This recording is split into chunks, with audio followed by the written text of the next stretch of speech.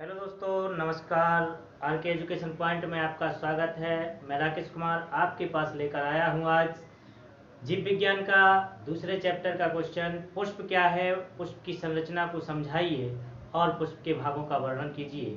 देखिए, जैसे कि दूसरे चैप्टर में लैंगिक जनन है, लैंगिक जनन के अंतर्गत ये पुष्प के भागों का वर्णन करना है। मैंने पिछले वीडियो में आपको अलैंगिक प्रजनन के बारे में बताया था और मैं उसकी डिस्क्रिप्शन में लिंक भी दे दूंगा। और इसके बाद क्वेश्चन है, पुष्प की संरचना और उसके भागों को समझाइए। देखिए, पुष्प का डायग्राम है। सबसे पहले देखिए, इसमें पुष्पावली वृंत होता है और यह पुष्पासन होता है जिस पर मादा जननांग स्थित होता है।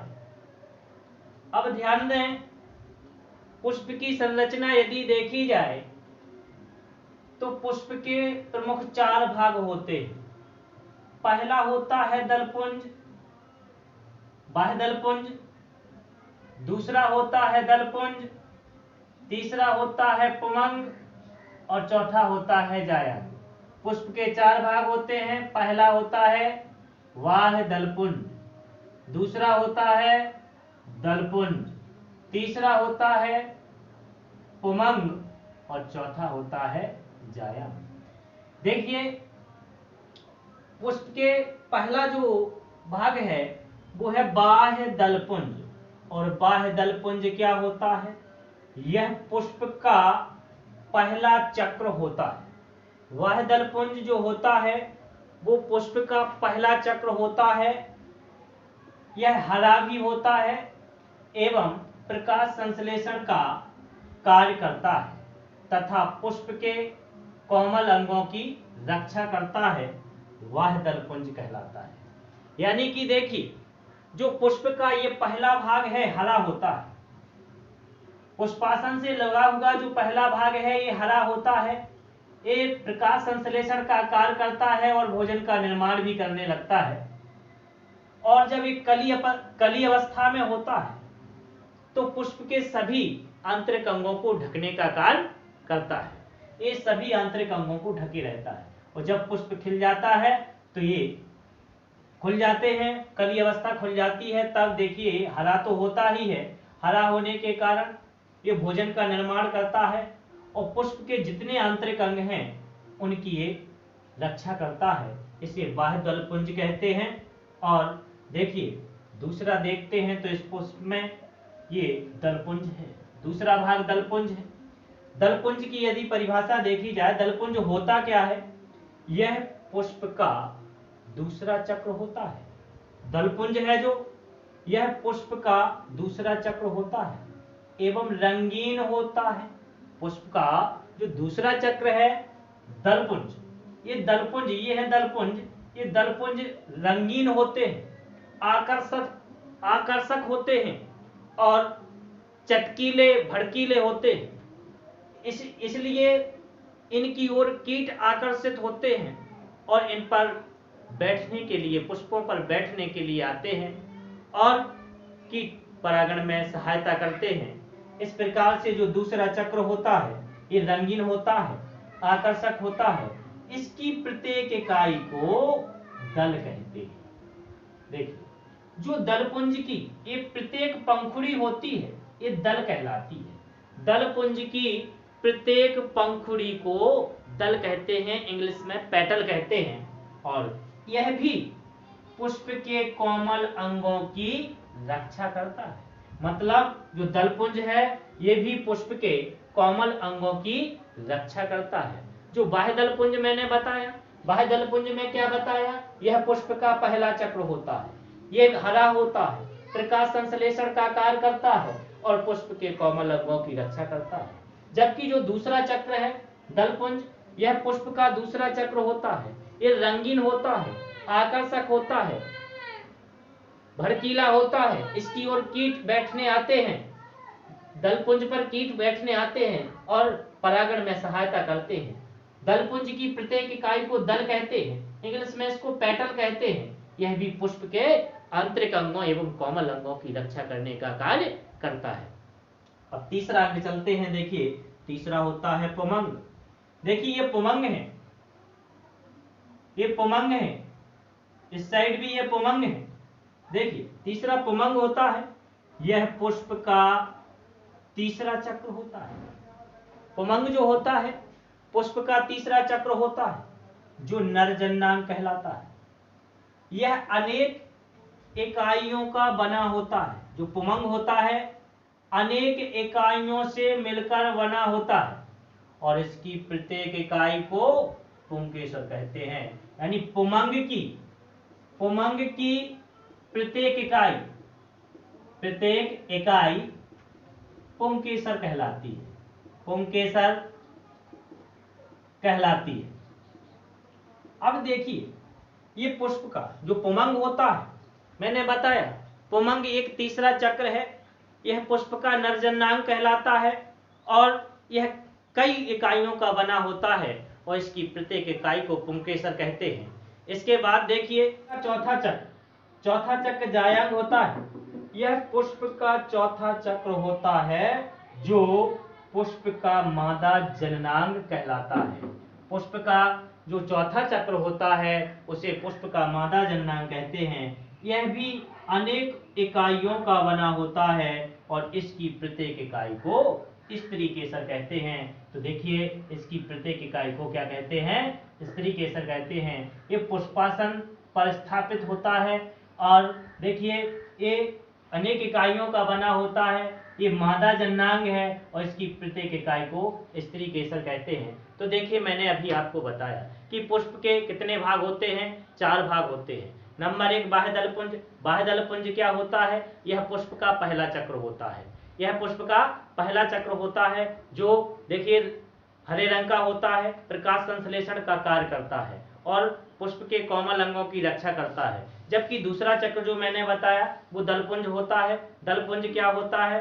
देखिए दूसरा चक्र होता है, आकर्षक होता है, रंगीन होता है, चटकीला होता है, भड़कीला होता है। इसकी ओर कीट आकर्षित होते हैं और पुष्प पर बैठने आते हैं और परागण की क्रिया में सहायता करते हैं। तीसरा चक्र जो मैंने बताया पुमंग होता है। यह पुष्प का नरजन्नांग होता है, पुष्प का नरजन्नांग होता है एवं यह अनेक इकाइयों का बना होता है। इसकी प्रत्येक इकाई को पुंकेसर कहते हैं। और देखिए जो पुष्प का चौथा चक्र होता है यह पुष्प का मादा जननांग होता है एवं यह भी अनेक इकाइयों का बना होता है और इसकी प्रत्येक इकाई को स्त्री केसर कहते हैं। तो पुष्प के प्रमुख रूप से 4 भाग होते हैं और देखिए ये सभी 4 भाग आप नोट कर लेना और नोट्स में लिखते भी जाना।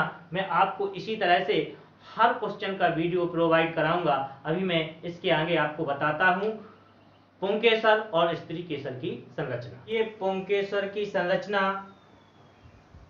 ये है पुंकेसर। ये जो पतली तंतुनुमा संरचना है ये पुतंतु कहलाती है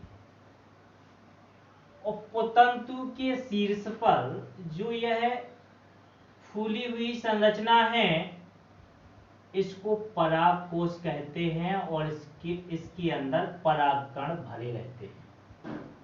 और जो योजी या इसको संयोजी, योजी या संयोजी, तो परागकोश की पालियां जिस स्थान पर जुड़ती हैं उसे संयोजी कहते हैं।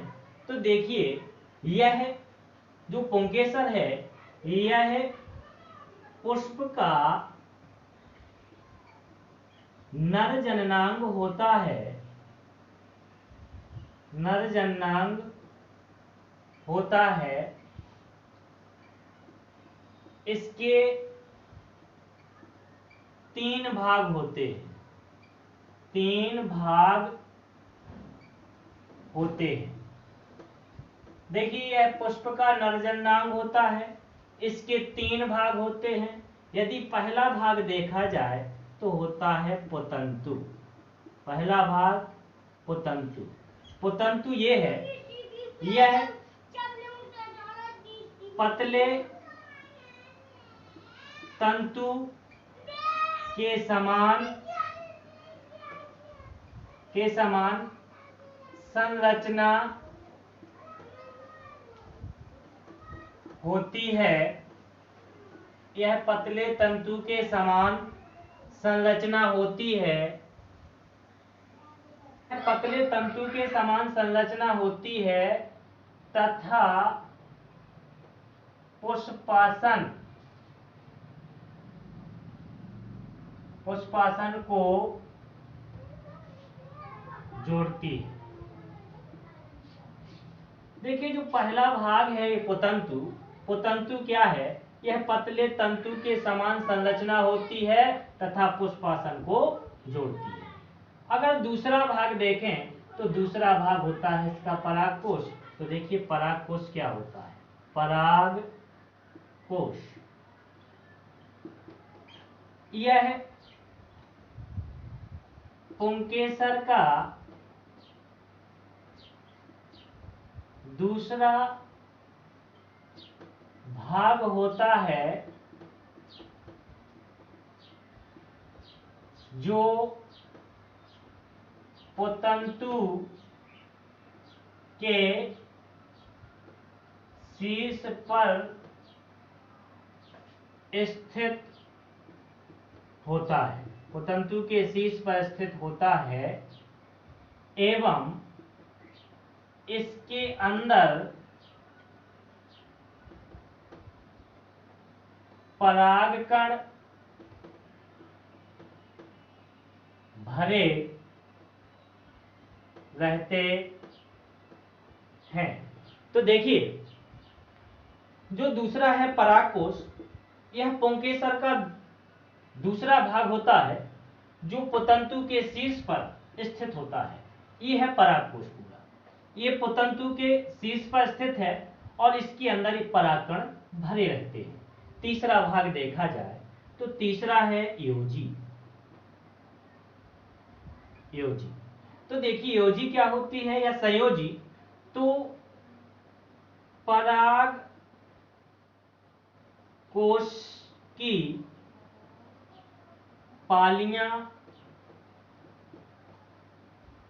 जिस स्थान पर जुड़ती हैं उसे संयोजी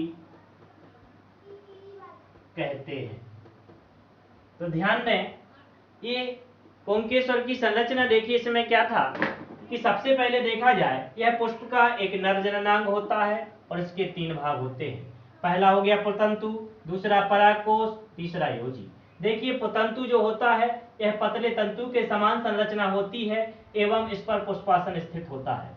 जबकि दूसरा जो है परागकोश, यह पुतंतु के शीर्ष पर स्थित होता है एवं इसके अंदर परागकण भरे होते हैं। और तीसरा है जो भाग वो है योजी। तो देखिए परागकोश की पालियां, ये परागकोश की पालियां हैं और जिस स्थान पर जुड़ती हैं उसे संयोजी या योजी कहते हैं। तो यह थी पुंकेसर की संरचना। इसके बाद मैं बताता हूं स्त्री केसर की संरचना। स्त्री केसर की संरचना, स्त्री केसर देखिए क्या होता है? पुष्प के मादा जननांग को स्त्री केसर कहते हैं। स्त्री केसर कहते हैं। इसके 3 भाग होते हैं। 3 भाग होते हैं। देखिए ये पुष्प का मादा जननांग है और इसके 3 भाग होते हैं। पहला भाग अंडाशय, दूसरा वर्तिका और तीसरा वर्तिकाग्र होता है। तो अंडाशय को देखें, अंडाशय क्या होता है? देखिए अंडाशय यह पुष्प के पुष्पासन पर स्थित होता है एवं इसी के अंदर बीज का निर्माण होता है। देखिए ये है पुष्पासन, और पुष्पासन से लगा हुआ यह फूली हुई संरचना पाई जाती है, ये अंडाशय कहलाता है।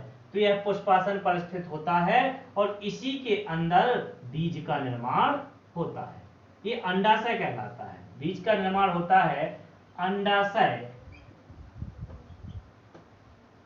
कहलाता है।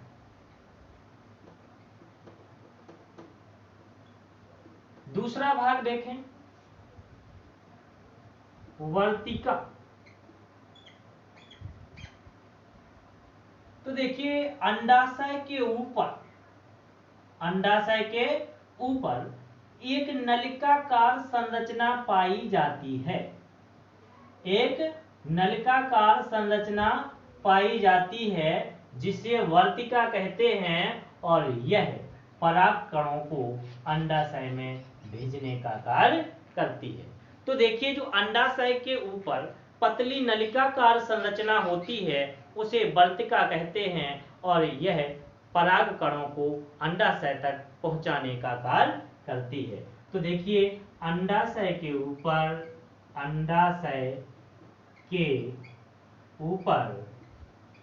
एक नलिकाकार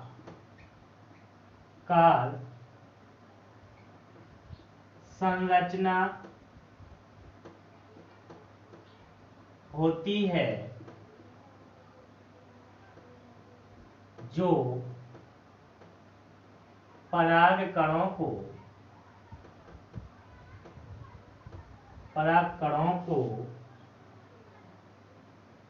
अंडाशय तक पहुंचाने का कार्य करती है। अब वर्तिकाग्र के बाद वर्तिकाग्र आता है, ये तीसरा भाग है, वर्तिकाग्र। देखिए वर्तिकाग्र क्या होता है, वर्तिका के ऊपर एक कपनुमा संरचना पाई जाती है। वर्तिका के ऊपर देखिए ये कपनुमा संरचना है, वर्तिका के ऊपर एक कपनुमा संरचना पाई जाती है जिसे वर्तिकाग्र कहते हैं, और यह परागकणों को प्राप्त करती है। मतलब जो वर्तिकाग्र है ये वर्तिका के शीर्ष पर एक कपनुमा संरचना होती है और ये पुंग के रेशों से परागकणों को प्राप्त करती है। तो देखिए यह वर्तिका के शीर्ष पर एक कपनुमा संरचना है जो